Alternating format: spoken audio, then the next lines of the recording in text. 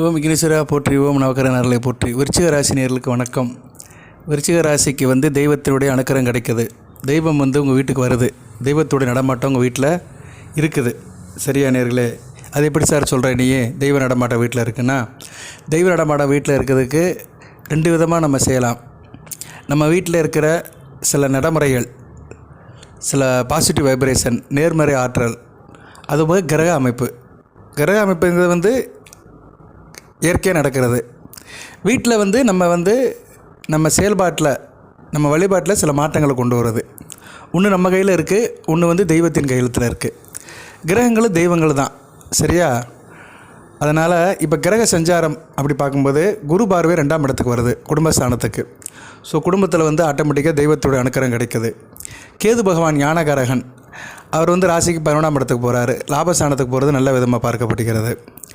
சரியா நேர்களே? அது ஒரு நல்ல விதம் தான். அதுபோல் 5ஆம் இடத்துல ராகு வரதும் மந்திர ஸ்தானத்துக்கு வரதுமே ஒரு அந்த அமானுஷ சக்தியெல்லாம் நல்லபடியாக இருக்கும். குரு பார்வைக்கு ராகு வராரு. ஸோ வீட்டில் தெய்வம் வசிக்கிறதுக்கு, தங்கிறதுக்கு இது நல்ல காலமாக பார்க்கப்படுகிறது. வருகின்ற காலங்கள், வருகிற மே மாதத்துக்கு பின்னாடி நடக்கிற குரு பயிற்சி, ராகு எதிர் பயிற்சிகள் விருச்சிக ராசிக்கு வீட்டில் தெய்வம் தங்கிறதுக்கு வாய்ப்புகள் அதிகமாக கொடுக்கப்படுகிறது. இது ஒன்று போதுமில்ல. வீட்டில் தெய்வம் நடமாட்டம் இருந்தாலே எந்த பிரச்சனையும் இருக்காது. எல்லாமே வீட்டில் இருந்து ஆரம்பிக்குது. நீங்கள் நாட்டுக்கு முதலமைச்சராக இருந்தாலுமே வீட்டுக்கு வந்து தான் ஆகணும். பிரதமராக இருந்தாலும் வீட்டுக்கு வந்து தான் ஆகணும். ஸோ வீடு நல்லா ஆயிடுச்சுன்னா அடுத்தடுத்து நடக்கிற காரியங்கள்லாம் நல்லபடியாக இருக்கும். சரியா நேர்களே? அந்த அமைப்பு இப்போ நல்லா இருக்குது. சரி சார், வீட்டில் தெய்வத்தின் நடமாட்டம் இருக்கா, எப்படி சார் பார்த்துக்கிறது அப்படின்னா, வீடு இது சுத்தமாக இருக்கும். துர்வாசனை இருக்காது, துர்நாற்றம் இருக்காது. வீட்டுக்குள்ளே ஒரு மனம் இருக்கும், ஒரு தெய்வீக மனம் இருக்கும், ஒரு நறுமணம் இருக்கும். வீட்டில் இருக்கிறவங்க ஆள் இயல்பாக இருப்பாங்க. யாருக்கும் சீக்கு நோக்கு இருக்காது. ஆஸ்பத்திரிக்கு போயிட்டு வந்துட்டு இருக்க மாட்டாங்க. சில பேர் வீட்டில் பார்த்தா எப்போ பார்த்தாலும் ஆஸ்பத்திரிக்கு வீட்டுக்குமா அலைஞ்சிட்டு இருப்பானுங்க. வீட்டில் ஒரே பிரச்சனையாக இருக்கும், போராட்டமாக இருக்கும், புரிதல் இருக்காது, கூச்சல் குழப்பமாக இருக்கும், சண்டை சத்தரவு அதிகமாக இருக்கும். இதெல்லாம் இருந்துச்சுன்னா அந்த வீட்டில் தெய்வம் இல்லைன்னு அர்த்தம். சரியா? ஆட்டோமேட்டிக்காக வந்துடும். அவங்க ஜாதகத்தை வாங்கி பார்த்தாலுமே பிரச்சனையாக தான் இருக்கும். அதுவும் பெண்கள் நிம்மதியாக இருக்க மாட்டாங்க, வாயாடியாக இருப்பாங்க. தயவுசெய்து யாரும் விருச்சிக ராசி பெண்கள் கோச்சிக்க வேண்டாம். நான் எல்லாத்தையும் சொல்லலை. அந்த தெய்வ நடமாட்டம் இல்லாத வீட்டில் ஒரு எதிர்மறை சிந்தனை, தாக்குதல் இருக்கும், எதிர்மறை ஆற்றல் அப்படிம்பாங்க, நெகட்டிவ் வைப்ரேஷன் இருக்கும். அந்த நெகட்டிவ் வைப்ரேஷன் இருந்துச்சுன்னா வீட்டில் இருக்கிறவங்க இப்படி தான் இருப்பாங்க. குறிப்பாக பெண்கள் ஒரு நிலைகொள்ளாக இருக்க மாட்டாங்க, சண்டை போட்டுகிட்டே இருப்பாங்க, நிம்மதியாக இருக்க மாட்டாங்க. பாதி நேரம் தலையை விரித்து போட்டு தான் அலைவாங்க. 6 மணிக்கு மேலே தான் வாசப்படியில் உட்காந்து தலையை செய்வாங்க, சிக்கல் எடுப்பாங்க, பேணு பார்ப்பாங்க. இந்த அமைப்பில் அந்த வீட்டில் இருக்கும். ஆட்டோமேட்டிக்காக வந்துடும்.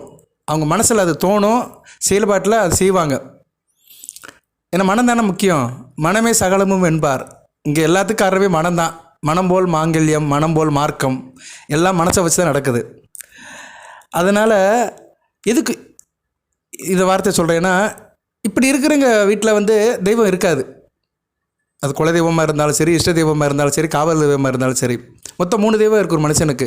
குலதெய்வம் பரம்பரையாக தாப்ப வழியில் கும்பிட்றது. இஷ்ட தெய்வம் ஒவ்வொருத்தருக்கும் ஒரு இஷ்ட தெய்வம் இருக்கும், ஒவ்வொருத்தருக்கும் ஒரு சாமியை பிடிக்கும்.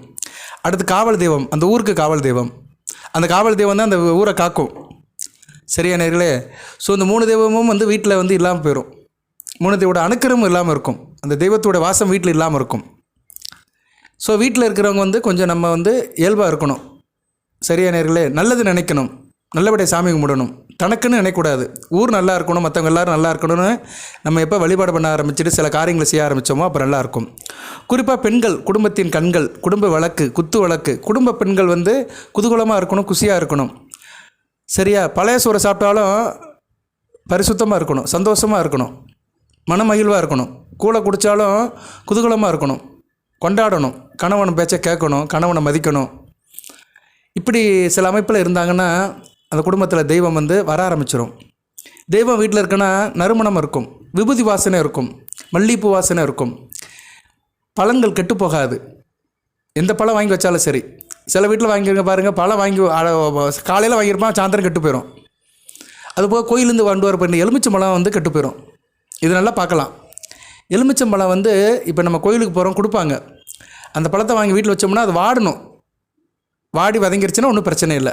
தெய்வம் இருக்குன்னு அர்த்தம். அழுகிருச்சுன்னா அங்கே வந்து பிரச்சனை இருக்குன்னு அர்த்தம், சம்திங் ராங் அப்படின்னு அர்த்தம். ஸோ இப்படிலாம் வச்சு கண்டுபிடிச்சிடலாம் வீட்டில் தெய்வம் இருக்கா இல்லையான்னு.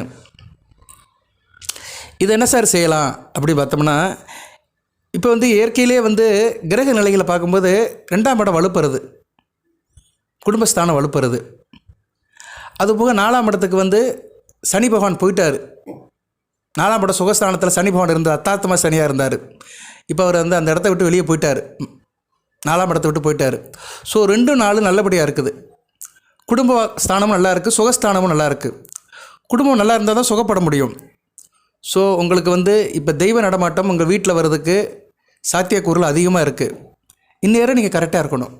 சரியான நேரில் இந்நேரம் வந்து நீங்கள் வந்து சிறப்பான சில காரியங்களை செஞ்சிட்டிங்கன்னா அடுத்த 2 காலங்கள் நல்லாயிருக்கும். வீடு நல்லா இருந்தால் தெரு நல்லாயிருக்கும், தெரு நல்லா இருந்தால் ஊர் நல்லாயிருக்கும், ஊர் நல்லா இருந்தால் உலகம் நல்லாயிருக்கும். எல்லாம் வீட்டிலேருந்து தான் ஆரம்பிக்குது. வேத ஜோதிடத்தை தெரிஞ்சுக்கிறது வேறு விஷயம், ராசி பலன்கள் கேட்குறதெல்லாம் வேறு விஷயம். ஆனால் யதார்த்தங்கிறது ஒன்று இருக்குது, அதை புரிஞ்சுக்கணும். சரியான நேரில் யதார்த்தத்தை வந்து ஈஸியாக சொல்லணும், பாமர மக்களுக்கும் புரிகிற மாதிரி சொல்லணும். அதுதான் ஜோதிடம். சும்மா நான் ஜோதிடம் சொல்கிறேன், மாயாஜால கதை சொல்கிறேன்னு சொல்லிட்டு கூடாது. பொதுவாக பொது ஜோதிடத்தில் நான் வந்து யதார்த்தத்தை அப்படியே சொல்லுவேன், சாதகபாதங்களை சொல்லுவேன். ஜோதிடத்தை வந்து அறிவியல் பூர்வமாக பேசுவேன், கணித ரீதியாக பேசுவேன், கணித ரீதியாக சமன்பாடு பண்ணுவேன், ஆன்மீகத்தையும் இழுத்துக்குருவேன். ஆன்மீகமும் வேண்டும் இங்கே. ஏன்னா ஜோதிடமும் ஆன்மீகமும் ஒட்டி பிறந்த 2 குழந்தைகள், ஒன்றை விட்டு ஒன்றை பேச முடியாது. ஓகே, இப்போ வந்து 2ஆம் இடம் வலுப்புறதுனால தெய்வத்தினுடைய நடமாட்டம் இருக்குது. பரிசுத்தமாக இருங்க, இயல்பாக இருங்க, சிரித்து பேசுங்க, சந்தோஷமாக இருங்க, நல்ல விதமாக பார்க்கப்படுகிறது. அர்த்தாஷ்டம சனியில் இவ்வளோ நாள் சங்கடப்பட்டீங்க. வீட்டில் பிரச்சனை, வீடு கட்டுறதுல பிரச்சனை, இட பிரச்சனை, வாய்க்கால் தகராறு, விவசாயத்தில் பிரச்சனை, தோட்டத்தில் பிரச்சனை, இப்படி நிறைய இருந்தது. 4ஆம் இடம் வண்டி வாகனத்தில் பிரச்சனை, வண்டி வாகனம் வாங்கி விட்டாலுமே அதில் பிரச்சனை, அடிக்கடி ரிப்பேராக போயிடுது, காரு பைக்கு ரிப்பேரு, தயார் விஷயத்தில் பிரச்சனை, தாய்க்கு எனக்கும் சரியில்லை, தாய் வந்து என் பேச்சை கேட்க மாட்டேங்கிறா, தாய் மாமா விஷயத்தில் பிரச்சனை, இப்படி நிறைய பிரச்சனை இருந்தது. எல்லாமே சரியாயிரும். இது எல்லாமே வந்து குடும்ப சம்மந்தப்பட்ட பிரச்சனை தான் அதிகமாக உங்களுக்கு தாக்கத்தில் இருந்தது.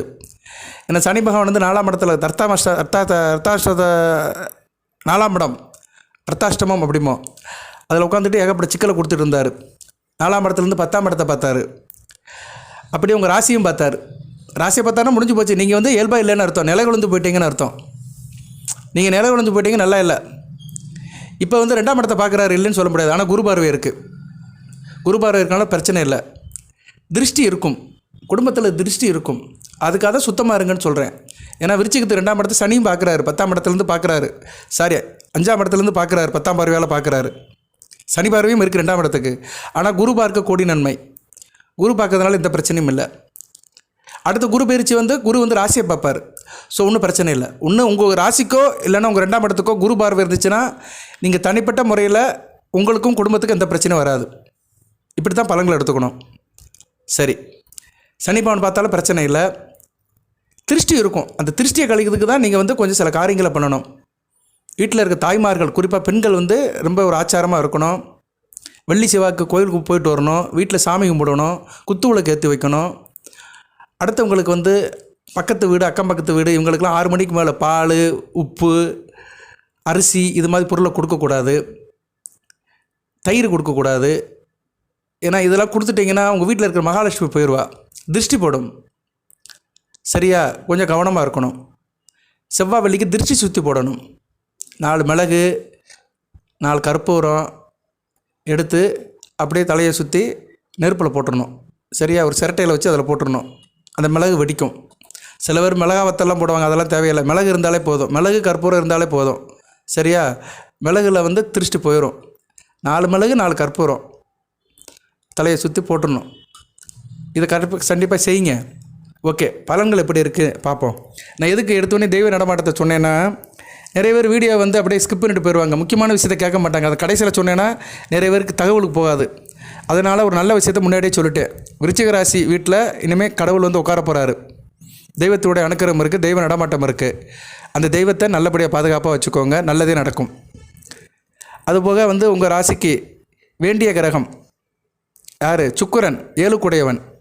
இப்போ வந்து ராசிக்கு 5ஆம் இடத்துல இயல்பு நிலை இழந்திருக்கிறாரு. இன்னும் அவர் இயல்பு நிலைக்கு வந்துடுவார். அடுத்தடுத்து நல்ல நிலைமைக்கு போகிறாரு. அருமையாக பார்க்கப்படுகிறது. சுக்கிரன் ரொம்ப முக்கியமான கிரகங்க உங்களுக்கு. 7 கூடையவன், கணவன் மனை உறவை குறிக்கிறவர். 12 கூடியவன் அயனசேன போகத்துக்கு ஒரே ஒரு கணவன் மணி எந்த அளவுக்கு சந்தோஷமாக இருக்கிறாங்களோ சுக்கிரனை வச்சு சொல்லிடலாம் விருச்சிக ராசிக்கு. அதான் ரொம்ப முக்கியம். கணவன் மணி உறவு தான் ரொம்ப முக்கியம். சரியா நேர்களே?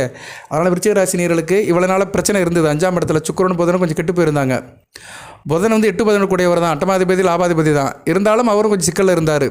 தேக ஆரோக்கிய பிரச்சனை இருந்தது. எதையும் சிறப்பாக செய்ய முடியல, எதுலேயும் லாபம் இல்லை, அலைஞ்சு திரிஞ்சு போனாலும் ஒன்றும் ஆகலை. சரியா நேர்களே? அதெல்லாம் இல்லாமல் இருந்தது. என்ன எல்லாமே சரிப்படும். சுக்கிரன் புதன்லாம் நல்ல நிலைமைக்கு வராங்க. புதன் வந்து உதயமாயிட்டார். சுக்கிரனும் வர 13ஆம் தேதி உதயமாயிருவார். வக்கரத்துலேருந்து வெளியே வந்துட்டாருன்னா நல்ல நிலைமை பார்க்கப்படுகிறது. அடுத்து 6ஆம் இடத்துக்கு போனாலும் ஒன்றும் பிரச்சனை இல்லை, செவ்வாய் விட்டு தான் போகிறாங்க. ஆனால் செவ்வாய் வந்து இப்போதைக்கு சிறப்பு இல்லாமல் இருக்கிறார். 9ஆம் இடத்துக்கு போகிறது ஒரு பரவாயில்ல, 8ஆம் இடத்துலேருந்து 9ஆம் இடத்துக்கு போகிறது பரவாயில்ல, தான் வீட்டுக்கு மறையாமல் இருப்பார். ஸோ செவ்வாய் வந்து மத்தியம பலனை கொடுப்பார் ராசிநாதன். ஆனால் தாப்பம் விஷயத்தில் சில பிரச்சனை இருக்கும். எதுக்கு சொல்ல வரேன்னா, சில அமைப்புகள் இருந்தாலுமே சில கிரகங்கள் வந்து சில விஷயங்களை வந்து நமக்கு செய்யும். அதில் எந்த கிரகம் நல்லது செய்யுது, எந்த கிரகம் வந்து கெடுதல் செய்யுதுன்னு பார்க்கணும். இப்போ வந்து உங்களுக்கு நல்லது செய்கிற கிரகம் யார் பார்த்தோம்னா சுக்கிரன் புதன் சூரியன், இவங்க 3 பேரும் அடுத்தடுத்து நல்லது செய்வாங்க. செவ்வாய் வந்து அடுத்த வருட காலத்தில் ஒரு 1.5 மாதத்துக்கு நல்லது செய்ய மாட்டார். ஏப்ரல் 7ஆம் தேதியிலேருந்து ஜூன் 6 வரைக்கும் கிட்டத்தட்ட 2 மாதம் வச்சுக்கலாம். 2 மாதம் வந்து செவ்வாய் வந்து சிறப்பாக இல்லை. ஏன்னா 9ஆம் இடத்துல நீசம் அடைகிறாரு. வளர்புரை தேவருக்கு உட்பட்டு தான் நல்ல பலன்களை கொடுப்பாரு. இருந்தாலும் ராசிநாதனாக இருக்கனால மத்தியம பலனை கொடுப்பாரு. 6 கூடியவன் 9ஆம் இடத்துல இருக்கிறாரு. கொஞ்சம் கவனமாக இருக்கணும். உத்தியோகம் பண்ணுற இடத்துல கொஞ்சம் கவனமாக இருக்கணும். எதிர்பார்த்த அளவு சோபிக்க முடியாது உத்தியோகம் பண்ணுறவங்க. ஏன்னா 6 கூடியவன் அல்லவா, உத்தியோகம் பண்ணுறவங்க வந்து அந்த அளவுக்கு சிறப்பாக செய்ய முடியாது. கொஞ்சம் சஃபர் ஆவீங்க, கவனமாக இருக்கணும். செவ்வாயோட செயல்பாடு கொஞ்சம் சரியில்லை. முருகப்பெருமான வழிபாடு பண்ணணும். அடுத்து வருகின்ற ஒரு 2 மாதத்துக்கு ஏப்ரல் 7லேருந்து ஜூன் 6ஆம் தேதி வரைக்கும் முருகப்பெருமான வழிபாடு ரொம்ப முக்கியம். செவ்வாய்க்கிழமை தோறும் கந்தேச கவசம் படிக்கணும். முருகப்பெருமான் கோயிலுக்கு போயிட்டு வரணும். வர 11ஆம் தேதி பங்குனி உத்திரம், உங்கள் ராசிக்கு 11ஆம் இடத்துல தான் நடக்குது, சிறப்பு தான். முருகப்பெருமான் கோயிலுக்கு போயிட்டு வாங்க. சரியா? விஷயத்தை சொல்கிற பலனை சொல்ல மாட்டேங்க. இன்றைக்கி எல்லோரும் பலன் தான் முக்கியம். எனக்கு பலன் வேணும், என் பிரச்சனை தீரணும், என் பஞ்சம் தீரணும், எனக்கு கை நிறைய பணம் இருக்கணும், என் பிள்ளையை படிக்க வைக்கணும், என் பிள்ளையை கட்டி கொடுக்கணும், எனக்கு பிள்ளை பார்க்கணும், என் புருஷன் நல்லா இருக்கணும். இப்படி தான் எல்லாத்துக்கும் அவங்கவுங்களுக்கு ஒரு அபிலாஷைகள், ஒரு ஆசைகள் இருக்கட்டும், வேண்டாம்னு சொல்லலை. ஆசைகள் அர்த்தமுள்ள ஆசைகளாக இருக்க வேண்டும். பலன்கள்லாம் என்னங்க, எல்லோரும் பார்த்து ஜோடான சொல்கிறதான் பலன்கள். இன்றைக்கி நிறைய பேர் வீடியோ போடுறாங்க இதில் யூடியூப்பில், அந்த பலன் இந்த பலன் சொல்கிறாங்க. அதெல்லாம் ஒரு பக்கம் இருந்தாலுமே பலன்கள் வர்றதுக்கு கிரகங்களுடைய நிலைப்பாடு என்ன, அதுதான் ரொம்ப முக்கியம். கிரகங்கள் நல்ல நிலைப்பாடு இருந்தாலே நல்ல பலன்களை கொடுத்துரும். இப்போ வந்து சுக்கிரன் வந்து நல்ல நிலைப்பாட்டில் இருக்கிறாரு, நல்லா இருப்பீங்க. புதன் நல்ல நிலைமையில் இருக்கிறாரு, 5ஆம் இடம் சம்மந்தப்பட்டிருக்கிறாரு. ஆடம்பரமாக இருப்பீங்க. சயின்ஸ் மேக்ஸ் படித்தவங்களும் நல்லாயிருக்கும். பிள்ளைகள் விஷயத்தில் நல்ல ஒரு ஏற்றமாக இருக்கும். இருந்த போதும் தாய்க்கு தாய் மாமனுக்கு ஆகாது, அவங்க விஷயத்தில் கவனமாக இருங்க. கோயில் குளத்துக்கு போயிட்டு வருவீங்க, வீரமாகவும் இருப்பீங்க, விவேகமாகவும் இருப்பீங்க.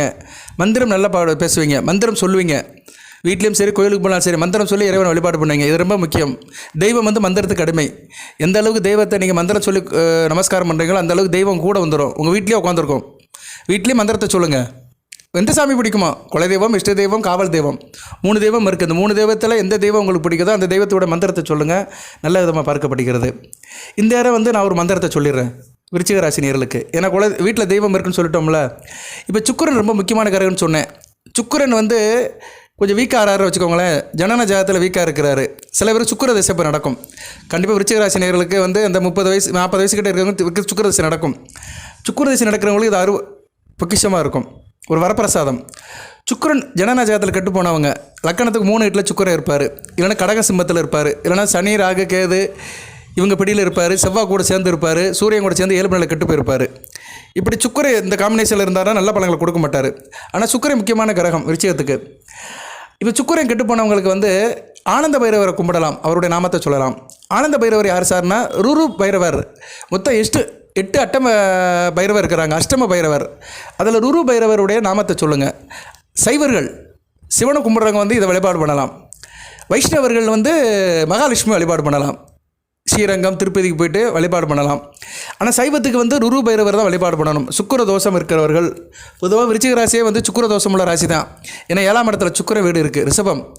7 கூடியவன் 7ஆம் இடத்துல இருந்தாலும் தோஷம். இப்போ நீங்கள் விருச்சிக ராசியில் பிறந்திருக்கிறீங்க, 7ல் சுக்கிர இருந்தாலும் அந்த அளவு சிறப்பாக இருக்க முடியாது. கலசர ஸ்தானாதிபதி கலசர ஸ்தானத்தில் இருந்தாலும் சிறப்பு இல்லை. அதுமாதிரி 12ஆம் இடம் துலாமில் இருந்தாலும் சிறப்பு இல்லை. ஸோ விருச்சிக ராசிக்கு வந்து சுக்கிரன் வந்து ரிஷபத்திலையும் துலாமில் இருக்கிறவங்க வந்து அந்த அளவுக்கு கலசரத்தில் ஈடுபட முடியாது. அயனசேன போக நல்லா இருக்காது, வீணாக செலவு பண்ணிட்டு இருப்பாங்க. 12ஆம் இடத்துல சுக்கிரன் இருந்தாலுமே கொஞ்சம் இதாக தான் இருக்கும். சரியா? அவருக்கு மறைவு கிடையாது, இருந்தாலும் சுப செலவு நிறைய பண்ணுவாங்க.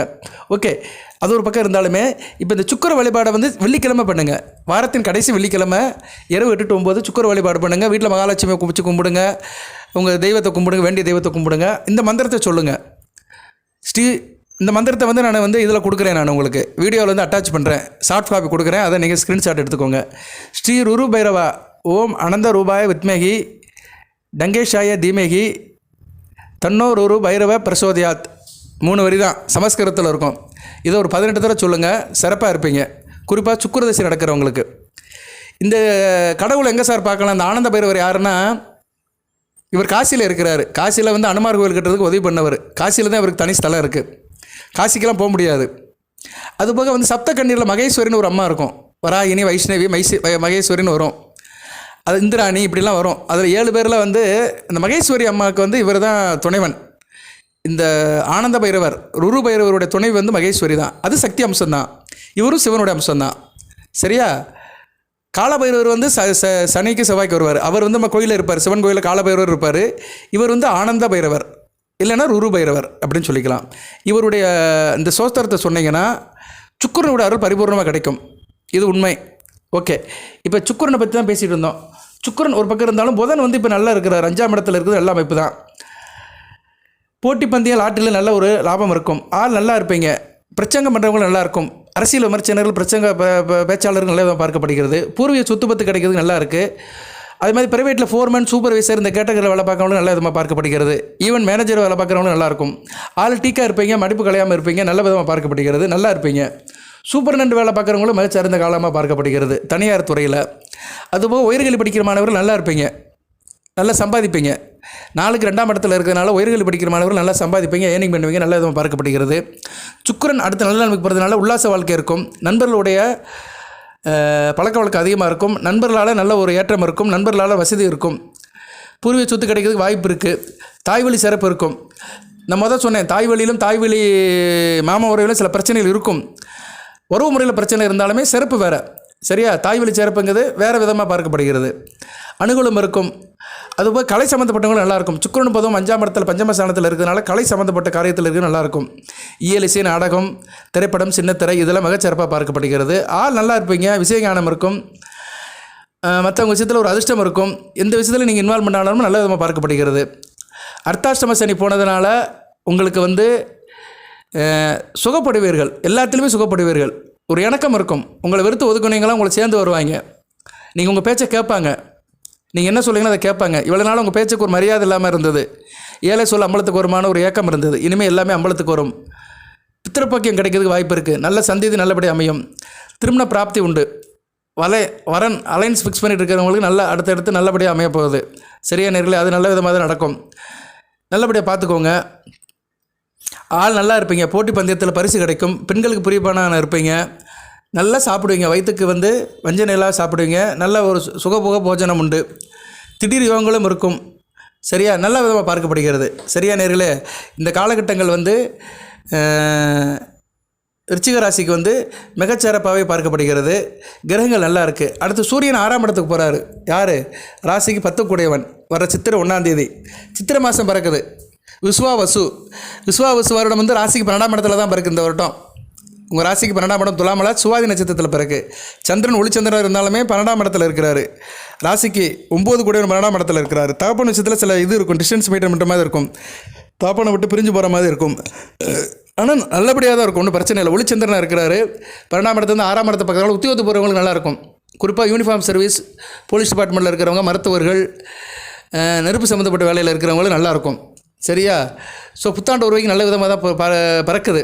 12ஆம் இடத்துல பிறந்தாலுமே சந்திரன் ஒளிச்சந்திரனாக தான் இருக்கிறாரு. புத்தாண்டு பிறக்கும்போது கிரக நிலையிலும் உறவு நல்லா தான் இருக்குது. 5ஆம் இடம் வலுத்து இருக்குது. குரு பார்க்குறாரு, ராசியை பார்க்குறாரு. கேது வந்து 11ஆம் இடத்துல இருக்கிறாரு. செவ்வாய் வந்து ராசிக்கு வந்து 9ஆம் இடத்துக்கு போயிடுவார். செவ்வாய் பயிற்சி ஆயிராரு. மறுநாள் பயிற்சி ஆகிறாரு. நாளைக்கு பயிற்சி ஆகிறாரு. ஏப்ரல் 7ஆம் தேதி. செவ்வாய் பயிற்சி வந்து சுமாராக தான் பார்க்கப்படுகிறது. கடகத்தில் ஸ்தானப்பலம் பட்டாலும் நீசம் அடைகிறாரு. ஓகே சார், எப்படி சார் இந்த புத்தாண்டுக்கு அடுத்த பலன்கள் எப்படி சார் இருக்கும் அப்படி பார்த்தோம்னா, அர்த்தாத்ம சனி விளையிறது. கடந்த ஒரு 3 வருஷமாக பிரச்சனை இருந்தது. தாய் விஷயம், மனை, வீடு, மனை, தொழில், வாகனம் இதில் பிரச்சனை இருந்தது. அதெல்லாம் சரியாக போயிடும். கடந்த 10 வருஷமாகவே நீங்கள் சரியில்லை. சரியா, கொஞ்சம் பிரச்சனையில் தான் இருந்தீங்க. எல்லாம் சனி முடிஞ்சாலுமே சனி பகவான் 4ஆம் இடத்துல போய் உட்காந்துட்டார். 10 வருஷமாக இருந்த பிரச்சனைகள்லாம் இப்போ கொஞ்சம் ஒரு ஷார்ட் அவுட் ஆகுங்க. சரியா, சனி பகவான் வந்து இனிமேல் உங்களுக்கு கொடுக்குற மனசுக்கு வந்துட்டார். நல்லபடியாக இருக்கும். பண வரவு அதிகமாக இருக்கும். வீட்டில் மிகப்பெரிய சுபகாரியங்கள்லாம் நல்லபடியாக நடக்கும். சந்தோஷம் நல்லாயிருக்கும். நிம்மதியாக இருப்பீங்க. குடும்பத்தில் குஷி கொண்டாட்டத்தோடு இருப்பீங்க. குதூகலமாக இருப்பீங்க. தொழில் சார்ந்த விஷயங்கள் நல்லபடியாக இருக்கும். அதில் எதுவும் முடிவெடுத்தால் நல்லபடியாக முடிவெடுக்கலாம். தொழில் வியாபாரத்தில் இன்வெஸ்ட்மெண்ட் நல்ல விதமாக பார்க்கப்படுகிறது. அதேமாதிரி இனிமேல் கையில் காசு பணம் நல்லாயிருக்கும். கட்டுக்கட்டாக பணம் வரும். குலதெய்வத்தோட அருள் தெய்வத்தோட அருள் வீட்டில் இருக்குது. அது எந்த தெய்வமாக இருக்கலாம், அது ஏற்கனவே சொல்லிட்டேன் நான். ஸோ தெய்வ கடாட்சியம் வீட்டில் இருக்கனால கையில் காசு பணம் நல்லாயிருக்கும். பணம் வந்து நல்லபடியாக போகலாம். ஆரம்ப கல்வி படிக்கிற மாணவர்கள் நல்லாயிருக்கும். நல்லா படிப்பீங்க. கல்வியில் ஒரு முன்னேற்றம் இருக்கும். வாக்கு வன்மை இருக்கும். சரியா, உங்களை வந்து உற்சாகப்படுத்தவர்கள், உங்களை அங்கீகரிக்காதவங்களாம் இனிமேல் வந்து ரெக்கக்னைஸ் பண்ணுவாங்க. நல்ல விதமாக பார்க்கப்படுகிறது. சொல்லிக் கொடுக்குறவங்களும் நல்லாயிருக்கும். டீச்சர் வேலை பார்க்குறவங்க, வக்கீல் வேலை பார்க்குறவங்க, பேசி பழிக்கிறவங்க, டப்பிங் குரல் கொடுக்குறவங்க, பின்னணி பாடகர்கள், எங்களை போன்ற ஜோதிடர்கள், பட்டிமன்ற நிலவர்கள், வழக்கறிஞர்கள், வழக்காடுகள் இருக்கிறவங்க எல்லாத்துக்கும் நல்லாயிருக்கும். ஓகே, இதெல்லாம் நல்ல விதமாக பார்க்கப்படுகிறது. குரு பகவான் ராசிக்கு 7ஆம் இடத்துலேருந்து இப்போ 8ஆம் இடத்துக்கு போகிறாரு. அது 5 கூடையவன் 8ஆம் இடத்துக்கு போகிறதுனால பிள்ளைகள் விஷயத்தில் கொஞ்சம் கவனமாக இருங்க. பிள்ளைகள் விஷயத்தில் சில டிஸ்டன்ஸ் மெயின்டைன் பண்ணுற மாதிரி இருக்கும். பிள்ளைகளால் தொல்லைகளும் இருக்கும். மன உளைச்சல் வரும். அதனால் பிள்ளைகள் விஷயத்தில் கொஞ்சம் கவனமாக இருங்க. மற்றபடி இந்த காலகட்டம் தமிழ் புத்தாண்டு பின்னாடி வீடு வண்டி வாகனம் மாற்றுறதுக்கு ஒரு ஏற்பாடு இருக்கும். சில பேர் வீடு கூட மாற்றலாம். இடம் வாங்கி வீடு கட்டிட்டு புதுசாக கூட வீட்டுக்கு போகலாம். நல்ல விதமாக பார்க்கப்படுகிறது. 4ஆம் இடத்துல ராகு வராரு. 4ஆம் இடத்துல ராகு, 10ஆம் இடத்துல கேது. 10ஆம் இடத்துல கேது இருக்கலாம். கர்மசானத்தில் ஒரு பாவகிரகம் பாம்பு இருக்கலாம். 4ஆம் இடத்துல ராகு இருக்கிறனால என்ன தாய்க்கு அனர்த்தம். மறுபடியும் 10ஆம் வருஷம் தாய் விஷயத்தில் பிரச்சனை வருது. தாய் விஷயத்தை பார்த்துக்கோங்க. வனவாச வாழ்க்கை இருக்கும். சில பேர் குடும்பத்தை விட்டு வேலை வெட்டிக்காக வெளியே போகிற மாதிரி இருக்கும். கவனமாக இருக்கணும். ஜனநாயகத்தில் ராகு நல்லா இருக்காரான்னு பார்த்துக்கோங்க. சரியா, குடும்பத்தை விட்டு பிரிஞ்சாலுமே அது கல்வி அல்லது வேலைக்காக தான் இருக்கும். ஒன்று படிப்புக்காகவோ வேலைக்காகவோ குடும்பத்தை விட்டு பிரிஞ்சிருப்பீங்க. மற்றபடி வேறு ஒன்றும் பிரச்சனை இல்லை. அதேமாதிரி அவப்பேர் வரும். 8ல் குரு இருக்கிறதுனால செய்யாத தப்புக்கு அவப்பேர் வரும். கவனமாக இருக்கணும். இதுக்கு முன்னாடி செஞ்சுருப்பீங்க. அதை அந்நேரம் யாரும் கண்டுக்க மாட்டாங்க. இந்நேரம் அதை பிடிச்சி நோண்டுவாங்க. அது செஞ்சு போன பழைய தவறுகள், நம்ம செய்த பழைய தவறுகள், காரியங்கள் அந்நேரம் விட்டுருப்பாங்க. இந்நேரம் அதை பிடிச்சி நோண்டிகிட்டு இருப்பாங்க. சில பேருக்கு இப்படித்தான் சில கேஸுகள் மாட்டோம். தப்பு பண்ணும்போது கண்டுக்காம விட்டுருவாங்க. அப்புறம் கொஞ்ச நாள் கழித்து வீடு தேடி வந்து நீ அன்றைக்கி பண்ணினியாமல இப்போ வா அப்படின்னு சொல்லிட்டு கூட்டு போயிடுவாங்க. அது மாதிரி காரியங்கள்லாம் நடக்கும். அதனால் கொஞ்சம் கவனமாக இருக்கணும். சரியா நேரில் அதுபோல் மற்றவங்கள்ட்ட பேசும்போது கவனமாக பேசுங்க. சோசியல் மீடியாவில் பேசுகிறது, பப்ளிக்கில் பேசும்போதெல்லாம் கவனமாக இருங்க. அரசியல்வாதிகள் மிக எச்சரிக்கையாக இருங்க. ஒரு வார்த்தை வெல்லும், ஒரு வார்த்தை கொல்லும். கவனமாக இருக்கணும். 12ஆம் இடம் வளர்க்கறதுனால வெளிநாடு வெளிமாநிலத்து யோகம் நல்லபடியாக இருக்கும். ஏற்றுமதி இறக்குமதி பண்ணுறவங்களுக்கு நல்ல லாபம் இருக்கும். அதுபோக மற்றவங்களுக்கு ஜாமீன் போடுவது, கையெழுத்து போடுவதெல்லாம் தவிர்த்துருங்க. சரியா நேர்களே, இதிலெல்லாம் தவிர்த்துருந்தீங்கன்னா இந்த சிக்கல் இல்லாமல் இருக்கும். ஏன்னா அதிலெல்லாம் பிரச்சனை வர்றதுக்கு வாய்ப்பு இருக்குது. ஓகே, சனி பகவான் ஓரளவு நல்ல நிலைமைக்கு போயிட்டார். குரு வீட்டில் போய் 5ஆம் இடத்துல இருக்கிறாரு. மற்ற ராகு கேதுகள் கொஞ்சம் டிஸ்டர்ப் பண்ணுவாங்க. குருவும் வந்து 8ஆம் இடத்துல இருக்கிறாரு. 8ஆம் இடத்துல இருந்தாலும் பிரச்சனை இல்லை. அவர் வந்து தான் வீட்டுக்கு மறையாமல் இருக்கிறாரு. 2ஆம் வீட்டுக்கு 5ஆம் வீட்டுக்கு மறையாமல் இருக்கிறாரு. பிள்ளைகள் விஷயத்தில் சில டிஸ்டன்ஸ் மெயின்டைன் பண்ணுற மாதிரி இருக்கும். இல்லைன்னு சொல்ல முடியாது. ஆனால் அது வந்து ஒரு ஆரோக்கியமான விஷயந்தான். பிள்ளைகள் படிப்புக்காகவோ உத்தியோகத்துக்காகவோ உங்களை விட்டு போகும். மற்றபடி குரு வந்து ராசிக்கு 12ஆம் இடத்தையும் 2ஆம் இடத்தையும் 4ஆம் இடத்தையும் பார்க்குறாரு. நல்லாயிருக்கும். வெளிநாட்டில் போய் வேலை பார்க்குறவங்க வீட்டுக்கு நல்லா பணம் சம்பாதிச்சு கொடுப்பீங்க. அதனால் குடும்பத்தில் ஒரு குதூகலம் இருக்கும். நல்ல விதமாக பார்க்கப்படுகிறது. நல்லா ஒரு வசதியான கார்லாம் வாங்குவீங்க. இறக்குமதி பண்ண கார்லாம் வாங்கி சொகுசாக வாழ்வீங்க. சரியா, சுகஸ்தானத்தை பார்க்குறாருல, 4ஆம் இடத்தை பார்க்குறதுனால சுகப்படுவீர்கள். ராகு வேறு இருக்கிறாரு. இதுதான் வாழு போய் கற்று வச்சுன்னு சொன்ன மாதிரி தான். ஆனால் ராகுவையும் பார்ப்பார் குரு பகவான். அதனால் ஜனஜாதத்தில் ராகு பகவானை பார்த்துக்கோங்க. நான் ராகு இது பேச்சுக்கு தனியாக வீடியோ போடுறேன். நீங்கள் நினைக்கிறீங்க எத்தனை பயிற்சியாக போடுவேன், நீங்கள் எத்தனை கிரகங்கள் தான் பயிற்சி ஆகுது, படுத்துது. இவர் போனால் அவர் வராரு, அவர் போனால் இவர் வராரு. இன்றைக்கி தான் விருச்சிக ராசி நேரில் நல்லா இருக்க அப்படின்னா, அப்படி நினைக்கிறவங்க கேட்குறவங்களுக்கு என்ன சொல்ல வரேன்னா, இந்த கிரகங்கள்லாம் ஜனஜாதத்தில் நல்லா இருக்கணும். பொதுவாக சனி பகவான் வந்து நீங்கள் ஒரு லக்கணத்தில் பிறந்திருப்பீங்க. ஏதோ ஒரு லக்கணத்தில் பிறந்திருக்கிறீங்க, மேசத்துலேயோ மிதுனத்துலேயோ பிறந்திருக்கீங்கன்னா சனி பகவான் வந்து 3, 6, 10, 11 இருந்தாலும் எந்த பிரச்சனையும் பண்ண மாட்டார் எப்போயுமே. அதுபோல் ராசிக்கும் வந்து அவர் கொஞ்சம் நல்ல நிலைமையில் இருக்கணும். ராகு இதுக்கெல்லாம் அப்படித்தான். குரு வந்து பரவாயில்ல. குரு வந்து விருச்சிக ராசியில் இங்கே பிறந்தாலுமே துலா லக்கணம் ரிஷப லக்கணத்தில் பிறந்தவங்களை தான் பிரச்சனை பண்ணுவார். மற்ற லக்கணத்தில் பிறந்தவங்களும் அந்தளவு பிரச்சனை பண்ண மாட்டார். மிதுன லக்கணம், கன்னியா லக்கணம், மகர லக்கணம், கும்ப லக்கணம், இந்த லக்கணத்தில் பிறந்தவங்களுக்கு குரு வந்து 2, 3, 7, 8, 12 இருக்கக்கூடாது. இருந்தாருன்னா இந்த 8ஆம் இடத்துல வந்து பிரச்சனை பண்ணுவார். இப்போ இங்கே பிரச்சனையே அதான்.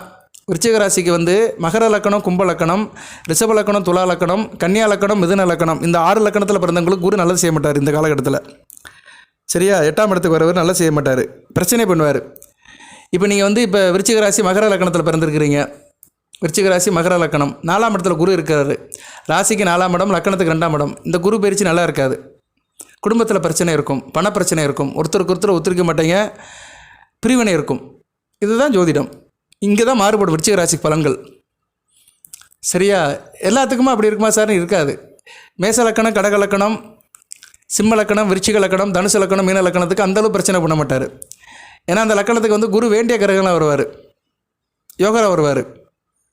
இருப்பினும் நீங்கள் விருச்சிக ராசி விருச்சிக லக்கணத்தில் பிறந்தீங்கன்னா இப்போ 8ஆம் இடத்துக்கு போகிறதுனால கொஞ்சம் அலைச்சலை கொடுப்பாரு, தேக ஆரோக்கிய பிரச்சனை கொடுப்பாரு. சரியா? ஏன்னா 8ஆம் இடத்துல போய் உட்காராரு. ஆனால் ஆயுள் தீர்க்கம், இந்த நோய் நொடியில் இருக்கிறவங்களாம் எந்திரிச்சு உட்காந்துக்கிறவங்க, இருந்தாலும் ஒரு அலைச்சல் இருக்கும், ஈஸியாக எதுவும் முடியாது. ஆனால் திடீர் அதிர்ஷ்டத்தை கொடுப்பாரு. 2ஆம் இடத்தை பார்க்குறாருல, திடீர் அதிர்ஷ்டத்தை கொடுப்பாரு. தனகாரகன் அல்லவா, பொருளை கொடுக்குற ஒரு குரு பகவான் தான். ஸோ இப்படி தாங்க பலன்கள் நடக்கும். சரியா நேர்களே? இதை நல்லா கவனமாக வச்சுக்கோங்க. உதாரணத்துக்கு நிறைய சொல்லலாம். சரியா? இப்போ சுக்கிரதசை நடக்கும், விருச்சிக ராசியில் சுக்கிரதசை நடக்கும். விருச்சிக ராசி மீன லக்கணத்தில் பிறந்தவங்க சுக்கிரதசை நல்லா இருக்காது. இப்போ மீனத்தில் தான் சுக்கிரன் இருக்கிறாரு. அடுத்து 2ஆம் இடத்துக்கு வருவார்.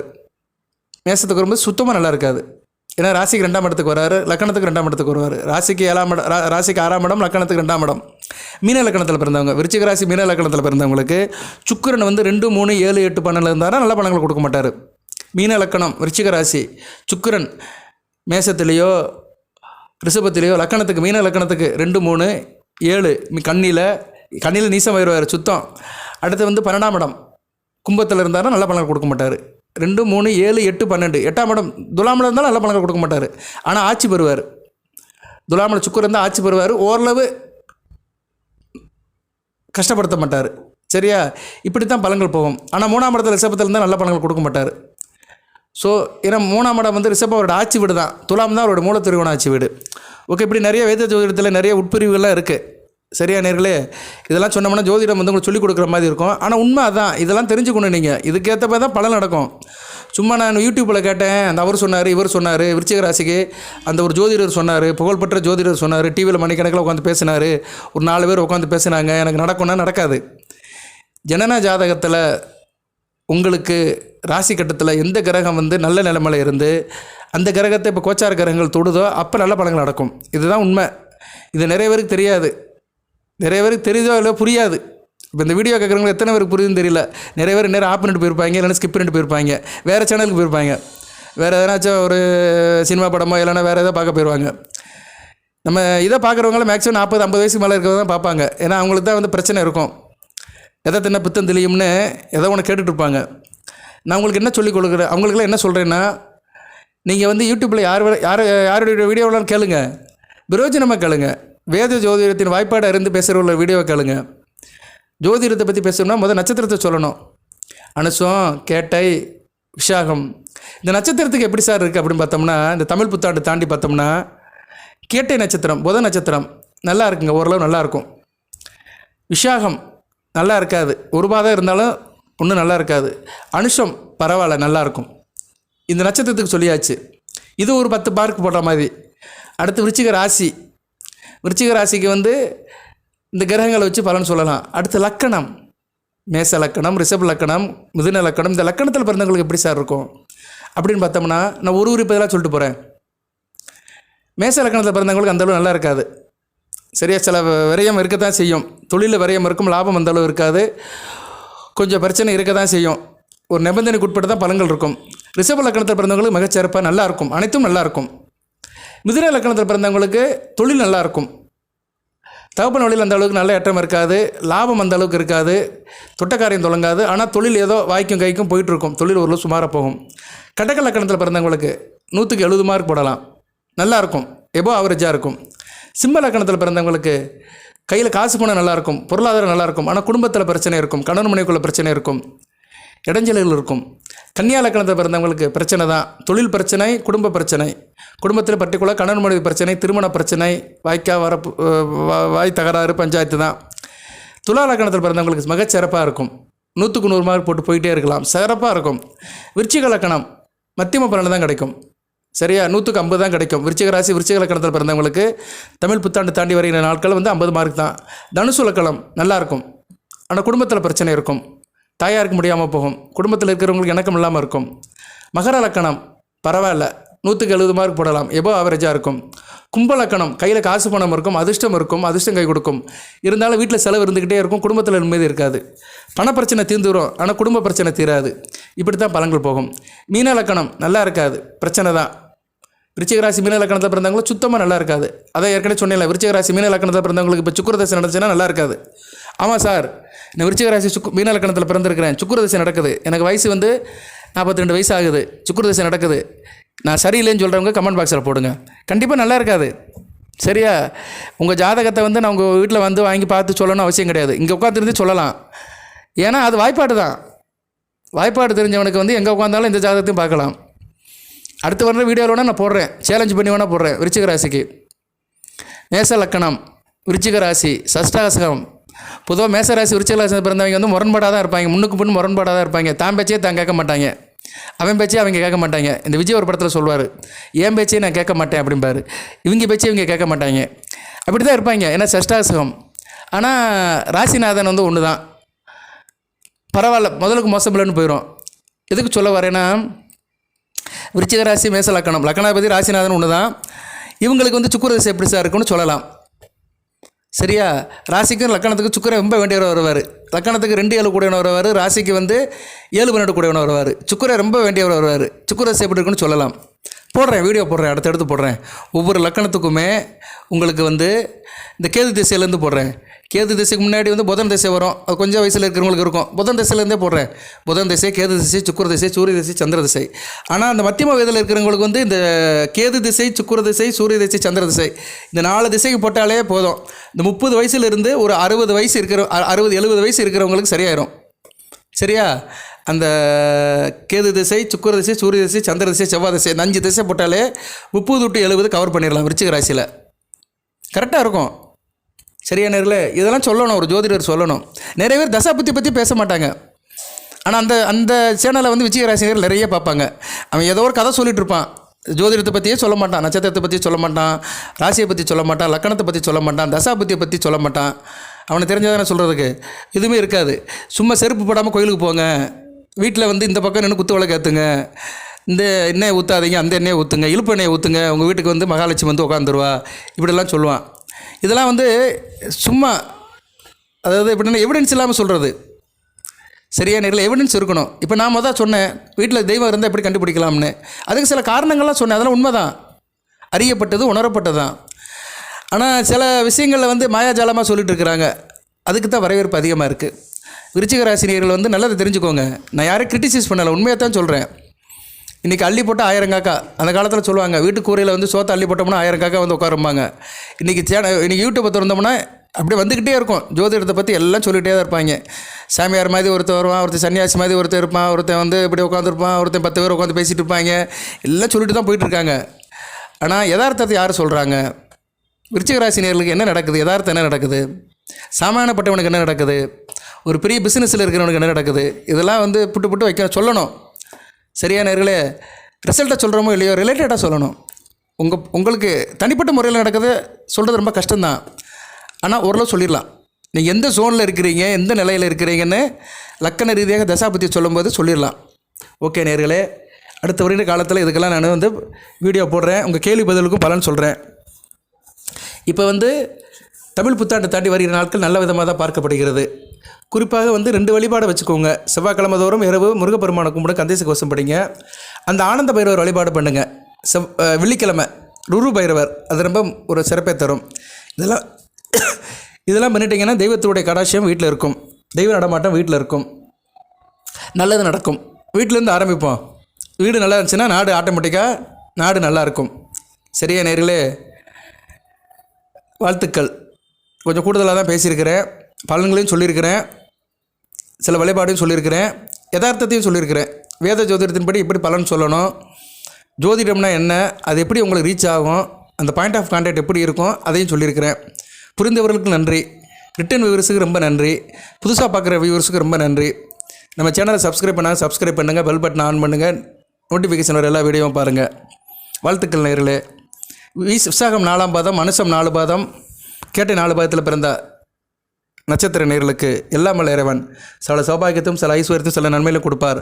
அனைத்து நலங்கள் வளங்களை பெற்று தேக ஆரோக்கியத்துடன் தீர்க்காயலுடன் நீடுவோடி வாழ்க, நிறைந்த வளம் பெறுக. நன்றி.